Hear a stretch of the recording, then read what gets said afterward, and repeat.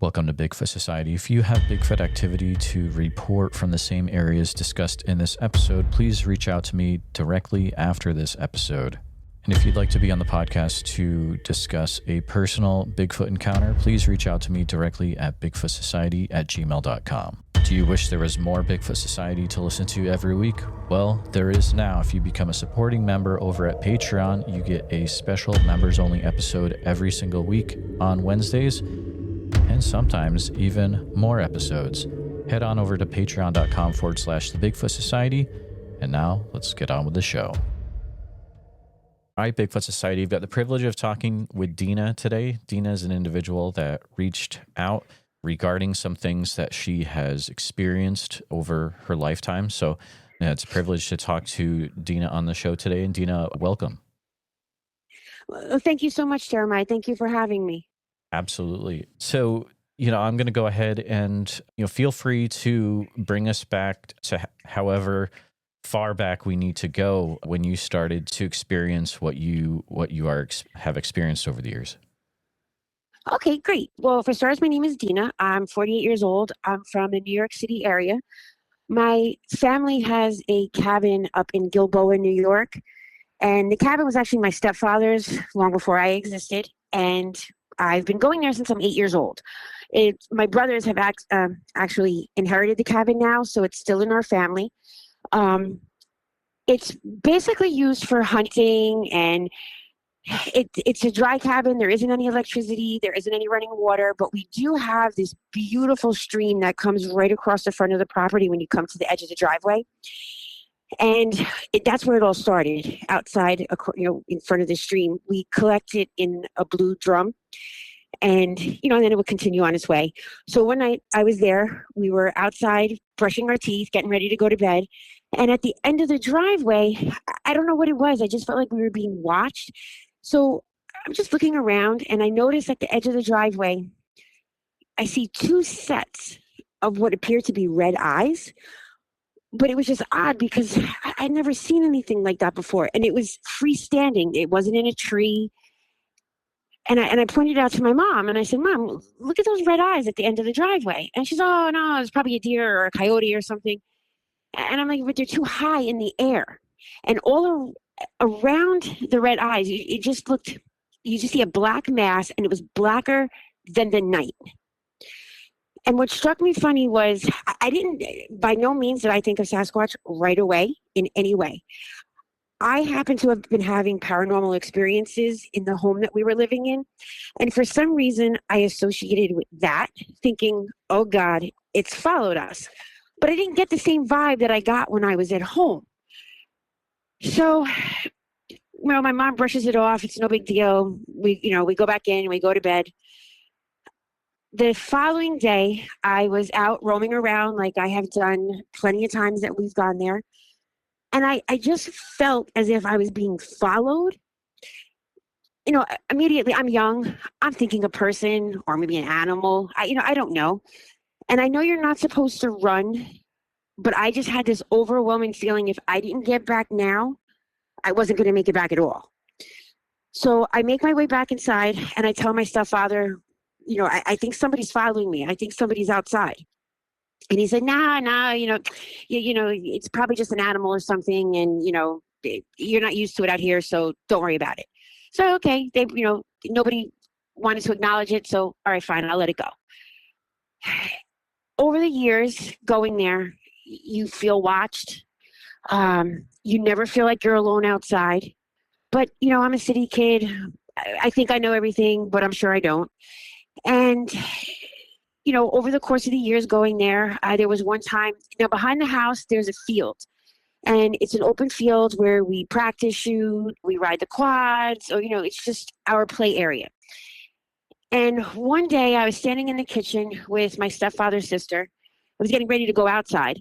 And I can see in the field two figures walking across the field. But what automatically stuck out to me was the fact that they looked so big. Because I know when I'm looking at, my stepdad or my brothers, anybody in the field from the cabin, everybody looked so tiny. And I just couldn't get over how big they looked. And I pointed it out to my stepdad's sister. and her whole face changed. Now, could there be somebody walking across the property? Absolutely. But they didn't look, it just didn't look right. And I remember looking at her face. She just looked disturbed.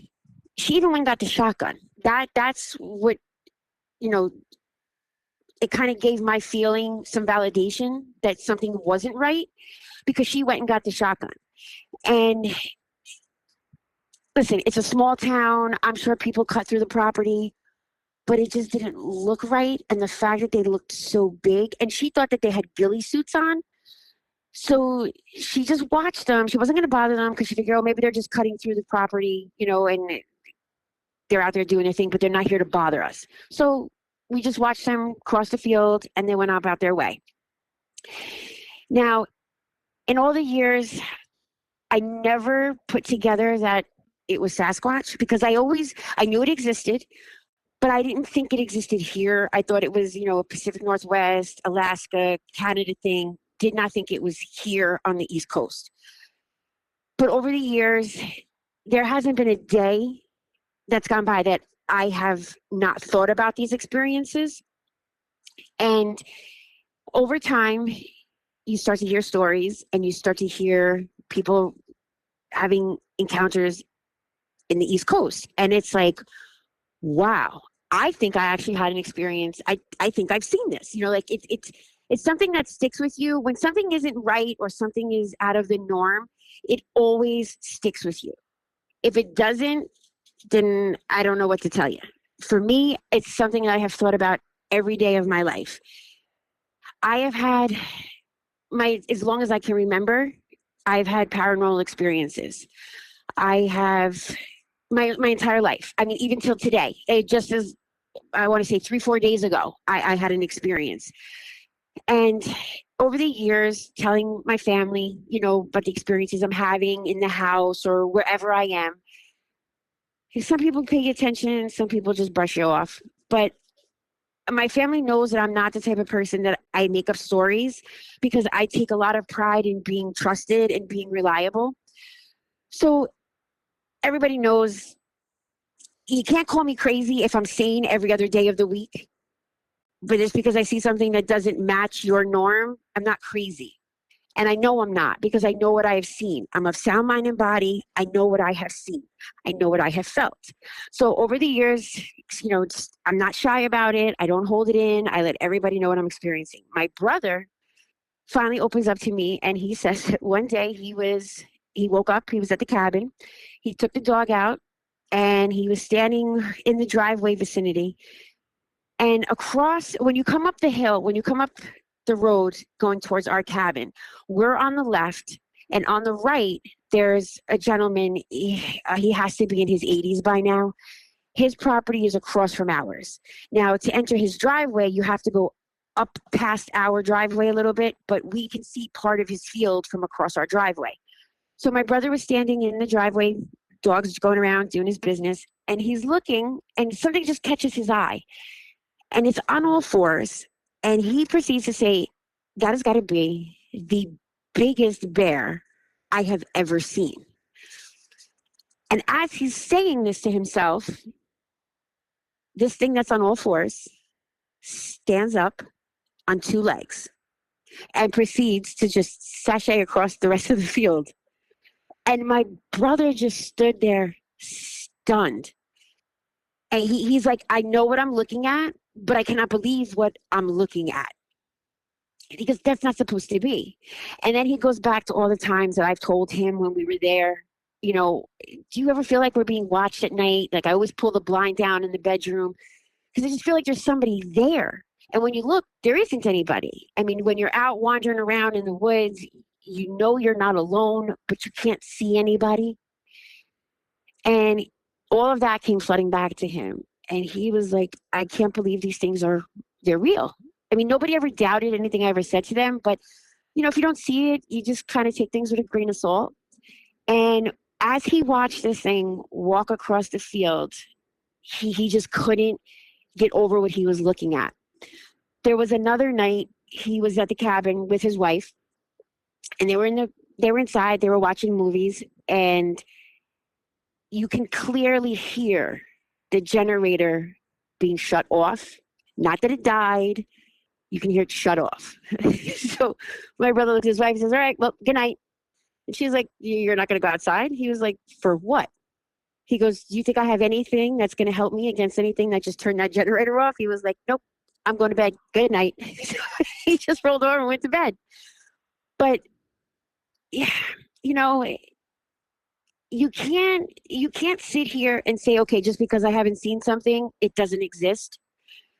You can't look at somebody who's lived their whole life in the woods, and I'm not talking about myself. I'm talking about other people that I've had encounters. You can't look at somebody who has lived their entire life in the woods, that's acclimated with the woods. You cannot look at them and tell them that they had a mistaken identity. I just think it's insulting, and I think it's unfair. Now, me, myself, sure, can somebody say I was mistaken? But I don't think so, because what else has, now, okay, yes, I know people will say there are animals that if you shine a light in their eye, it will give red, glare.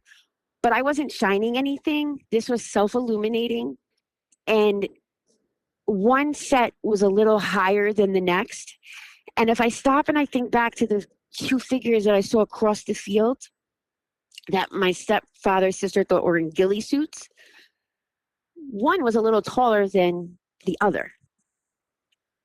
So when you stop and you think that this is a cabin that is not used all the time, granted, throughout the year, where there at least once a month, somebody's up there just checking on the property, taking care of everything around. But if somebody's not there all the time, of course, something that lives there is going to feel comfortable enough to just walk through. I know, it's a small town. We don't really know anybody that lives there, but I can't be the only one that has seen something. My brother saw something and he saw it clear, bright, there was no mistaking what it was.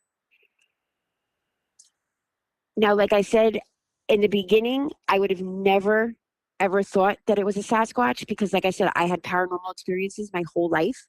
So in a way, I thought maybe something just followed me here, but I didn't get the same feeling that I did at home, because at home, it was scary. Like I don't think I slept one decent night when we lived in this house at the same time that I saw these things at the cabin. It was never the same feeling. It was always something completely different. You listen to stories as the years go by. How do you not piece it together? Am I crazy? I don't think so. No, I don't think so at all. Did things get worse for you after you had that sighting, or it just you've always dealt with this paranormal stuff? I had always dealt with the paranormal, and to be honest with you, whatever happened up at the cabin, it was so mild, it was almost like a reprieve. If it was related to the paranormal, it felt like a reprieve because it wasn't as intense as it was when I was at home. And that's where I think I lost the association between the two. I didn't think that they were linked because of the different feelings that it gave me. Yes, I felt watched. It's not comfortable to feel watched. But when you're in someone else's area, how do they not watch what walks by? Mm. Even if it is just an animal, you're in their area. Of course they're going to watch you. They know you're there before you even know they're there, if you know they're there at all. So, and the paranormal experiences have never stopped for me. And the only times I've ever had the feelings of it being related to Sasquatch is when I'm at the cabin. What I experience at the cabin, I don't experience anywhere else. So I don't think Bigfoot's in Yonkers. Well, I guess you never know, but I haven't gotten many Yonkers reports. But so I'm sure you thought about what you saw that day quite a bit. Do you think that you're looking at more of some kind of undiscovered animal, or maybe some kind of human mixture, or is it just? Well, if I stop and I think about it, and I give it just a little bit of thought, I can't help but think that they are flesh and blood. Do I think that I don't think that I think I think that their own species somewhere in between a primate and a human. I think they fall somewhere in between. I do think that there are some that have abilities that some don't. Because when you stop and you think, like, you see, footprints just stop in the middle of the snow somewhere. Like, where did it go? Did it disappear into another dimension? Is it possible? Absolutely. But you you you know what you're looking at. You're not looking through it, so it's not an apparition. So I definitely think that they are flesh and blood. I do think that some have abilities that some don't. I also believe that, when you hear of a story where someone witnesses a UFO and then, like, within the immediate time frame, they have they see a Sasquatch. Right.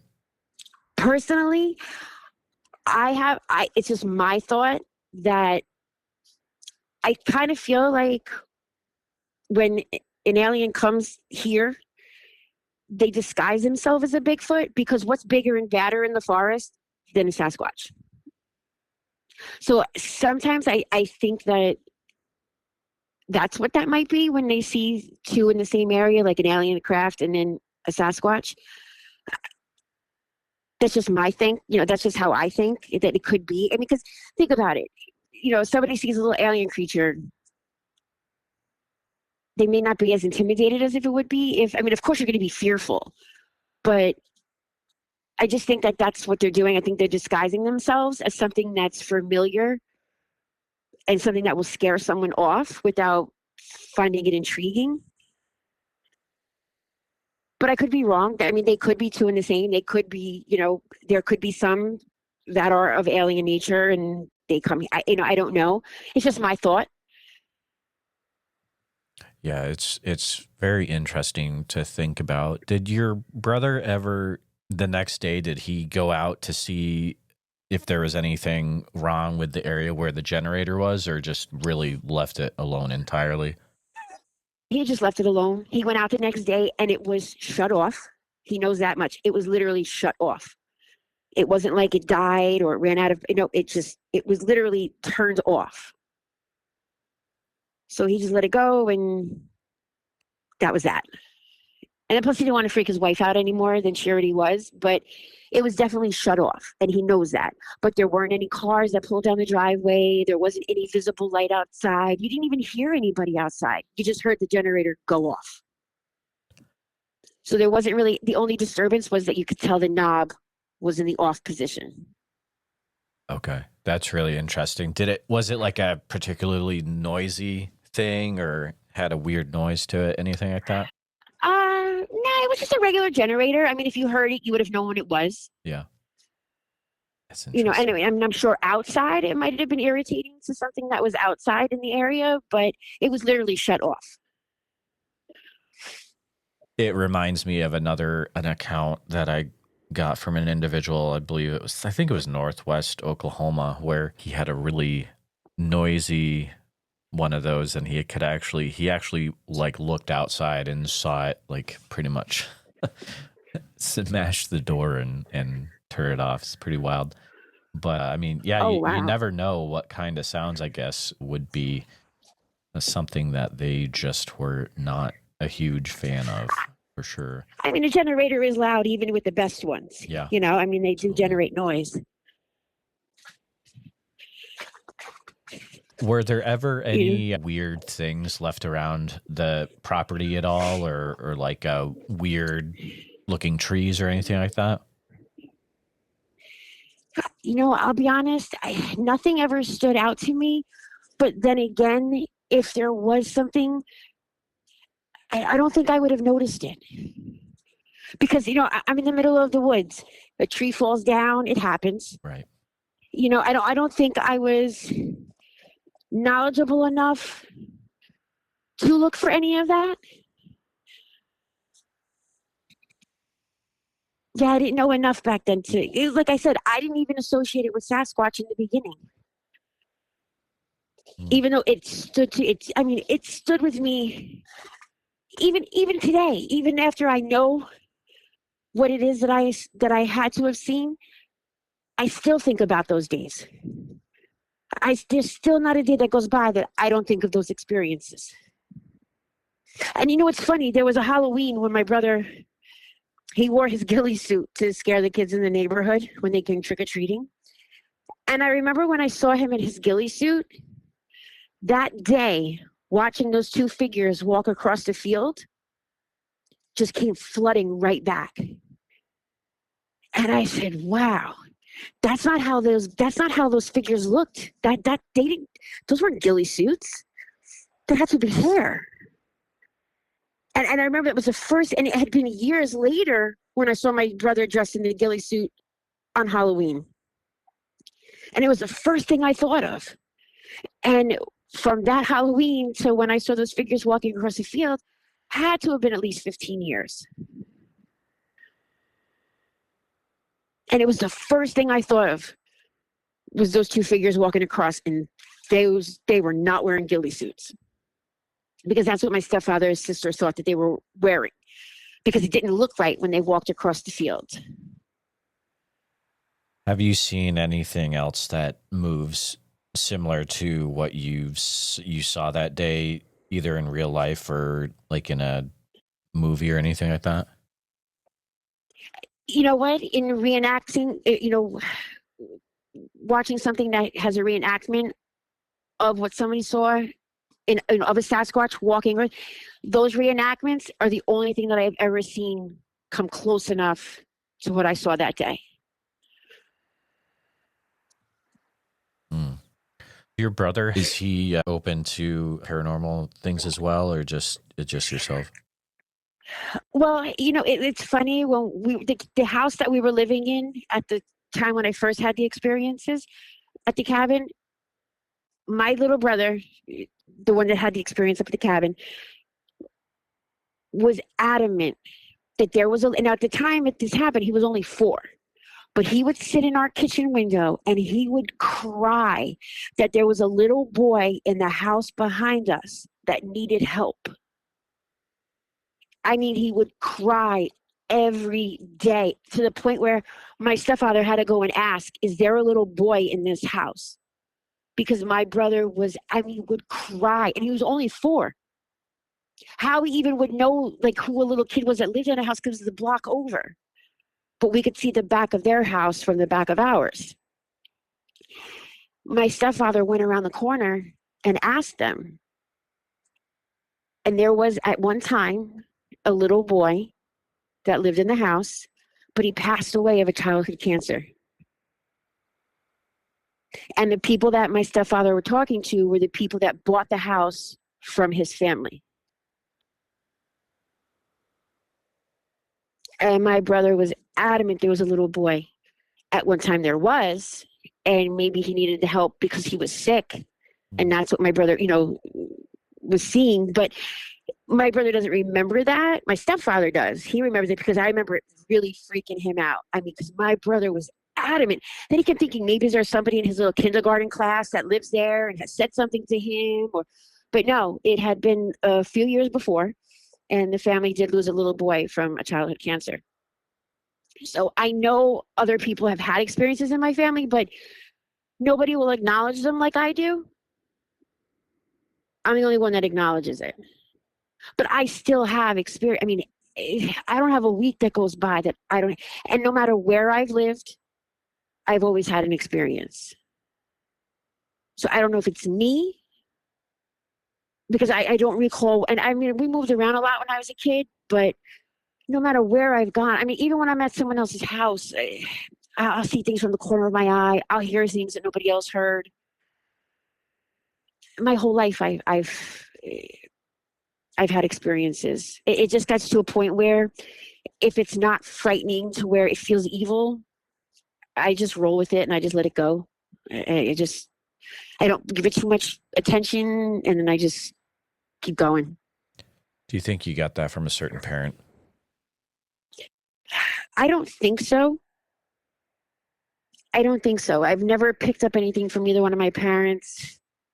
that gave me that idea, because I know when I've said something to the both of them, they just looked at me like I was crazy. Like, yeah, all right. They never really paid too much attention. Were you close to your grandparents at all? I was very close to my grandparents. As a matter of fact, their house was the only place I ever went to that I don't think I ever experienced anything. I think it was the only place I've ever gone to where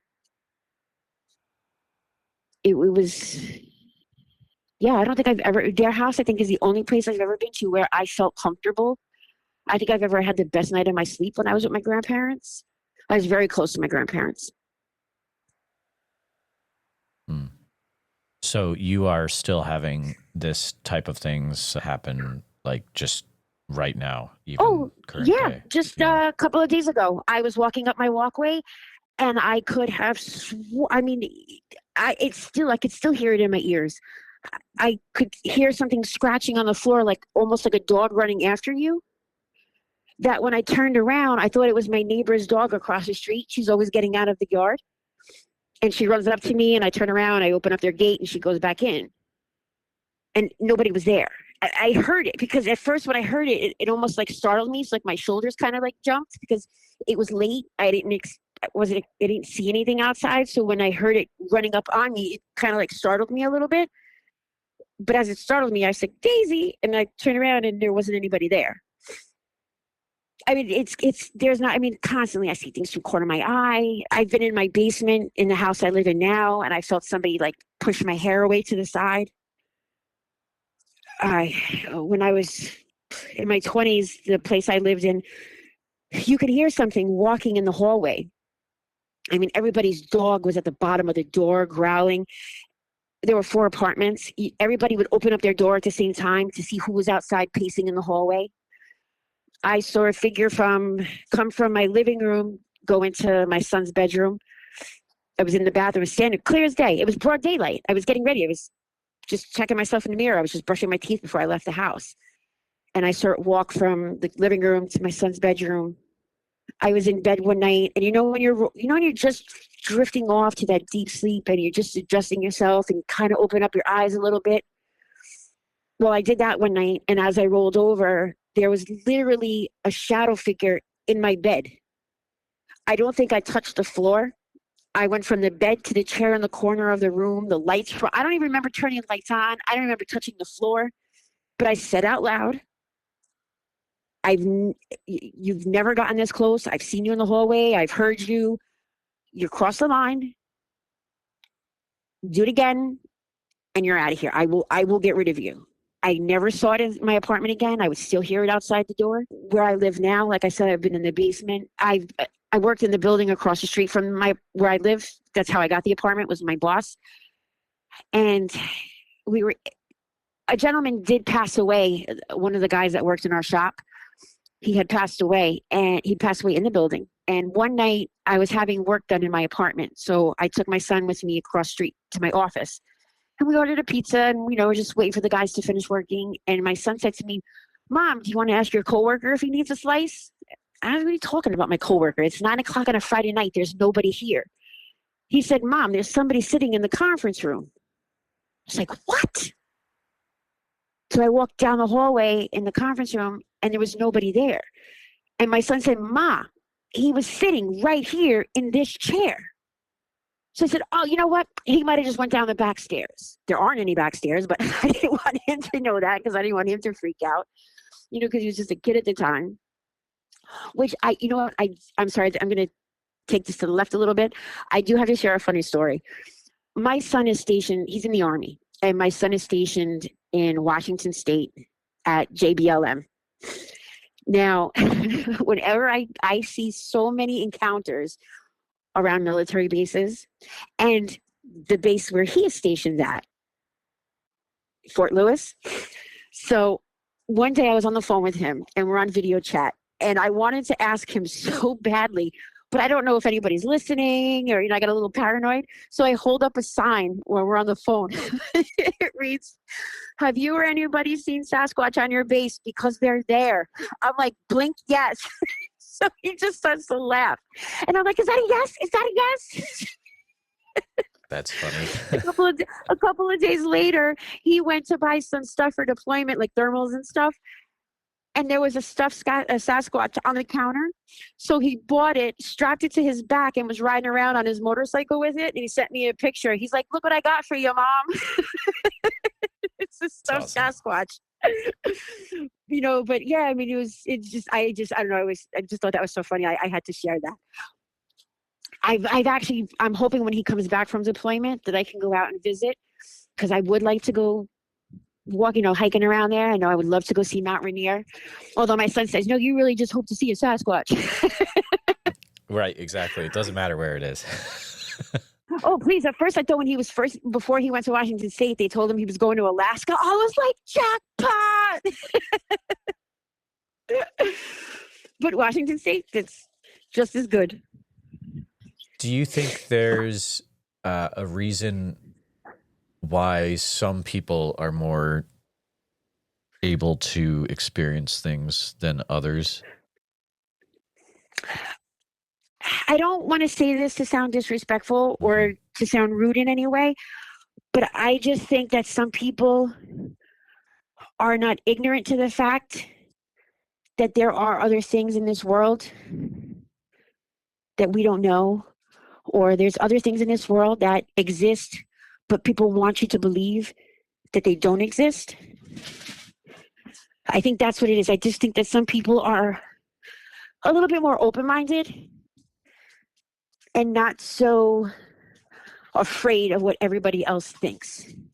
And and one thing I really want to say to other listeners and to other people that have had encounters, the government absolutely knows they exist. The scientific community knows they exist. Why they want the rest of us to think we're crazy is not right. But I just wish that everybody that knows exactly what they saw didn't care what other people thought. Don't try to prove it. You know it's there. Stop trying to prove it to everybody else. Let them find out for themselves. Let them find the hard way. Because I'll be honest with you, I absolutely love, in any situation, Sasquatch, paranormal, whatever, when someone tells someone they're crazy, you don't know what you're talking about, you're seeing things, and then they have an experience that rocks them to their core. I love those stories. I love those stories. Because it's so hurtful when you know what you're experiencing, and especially when you're afraid to have nobody there for you. So I just wish I could get other people to understand. Who cares what other people think? If you know what you saw, you know what you saw. Don't back down to anybody. Don't try to prove anything to anybody that you know for a fact. Don't worry about everybody else. The government knows they're there. Scientific community knows they're there. Don't worry about what everybody else thinks. You know what you saw? Roll with it. I know it's scary. The people that I hear where it changes their whole life, men that have hunted their whole lives can no longer go back to the woods. That's heartbreaking. People's lives are forever changed, and never in a good way. Don't let people think, don't let people tell you you're crazy. Don't let people tell you that you're wrong, you had a mistaken identity. No, don't do it to yourself, because it's not right. With all the people in this world, and they're in every continent. They're all over the world. Everybody has their own version. Everybody has their own name for it. They're there. Just as us humans exist, so do they. So the horses, the tigers, every being in this world that exists, so do they. I mean, the government now comes out and tells everybody, yes, aliens do exist. So you mean to tell me nothing else exists, just the aliens? And I wish people would remind themselves that they do exist. They are aware of. The world is aware of them. Don't let people think you're crazy. Don't do it. Don't let other people make you think you're crazy. Oh, yeah. I mean, man, I used to look at all the IP addresses that would come into the website. And there used to be a Department of Defense that would ping it all the time. It's like, yeah, I mean, they are really aware of all this stuff, and I mean, I just think that, you know, maybe this year, maybe the next year, you know, who's to say the Bigfoot stuff is, you know, could start coming out. I think in a way it is just, it's coming out. I mean, just the fact that more and more people are sharing what they've experienced just all over the place in so many different, you know, shows and podcasts and YouTube channels. It is absolutely wild, the stuff that is coming out. Absolutely. And you know, the funny thing is that you think about all the people that have come forward. What about the people that haven't? So for as many that have, there has to be 3 times as many that haven't. Mm-hmm. And because there's people that have lived with these, their generations and their family go back to having experiences with them. And when it's in your backyard and you accept the fact that they were here first, you're just sharing the land. Why are they going to tell anybody? They don't want people coming to their property. And, you know, it's funny because as much as I know they exist, and as much as I wish everybody would just accept the fact, there are days where I don't want it to change because I feel once the world is told that they do exist, I feel for their safety.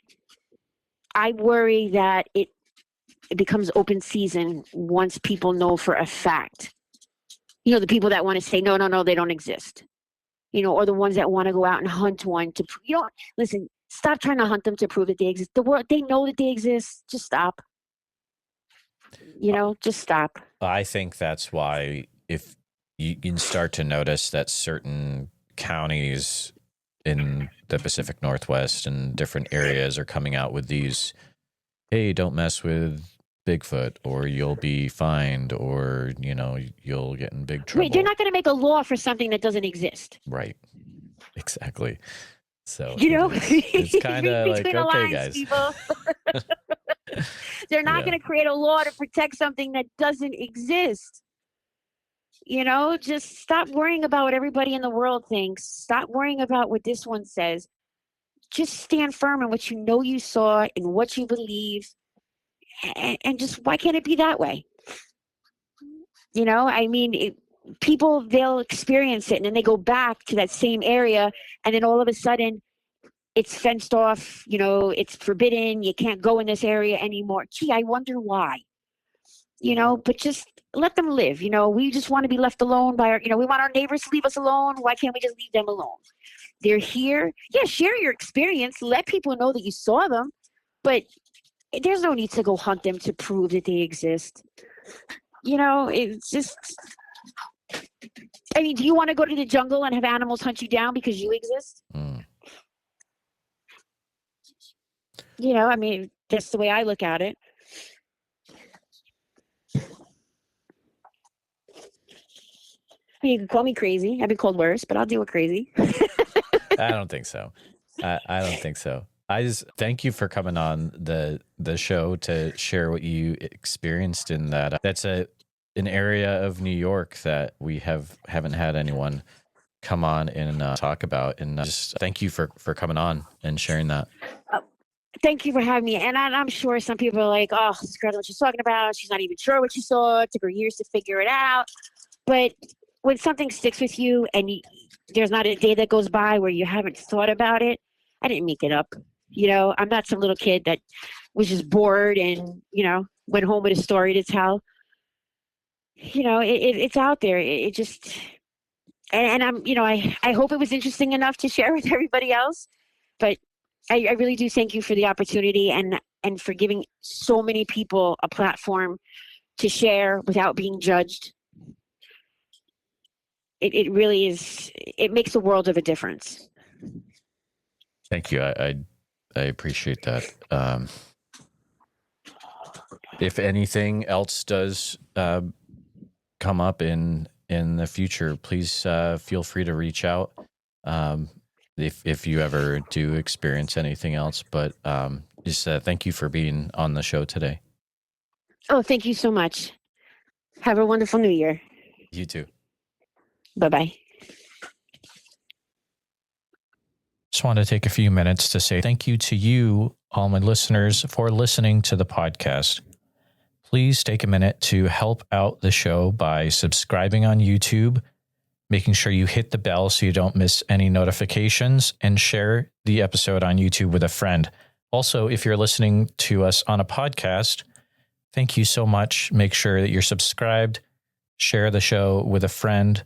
Really, it's all about sharing the show wherever you can. If you've had a Bigfoot encounter related to the following or know someone who has, please reach out to me at bigfootsociety@gmail.com or pass on my email. Here's a list. The Subtle Lake area of Oregon, Rainbow, Oregon, McKenzie Bridge area, Sweet Home, pretty much that entire area, the north part, if you get what I mean. I'll see you back next time, listeners. Sasquatch Summerfest this year, July 11th through the 12th. It's going to be fantastic. July 11th through 12th in Green Waters Park in Oak Ridge, Oregon. And listeners, if you're going to go, you can get a 2-day ticket for the cost of one if you use the code BFS, like Bigfoot Society, but BFS, and it'll get you some off your cost. Priscilla was nice enough to provide that for my listeners. So there you go. I look forward to seeing you there. So make sure you head over to www.sasquatchsummerfest.com and pick up your tickets today.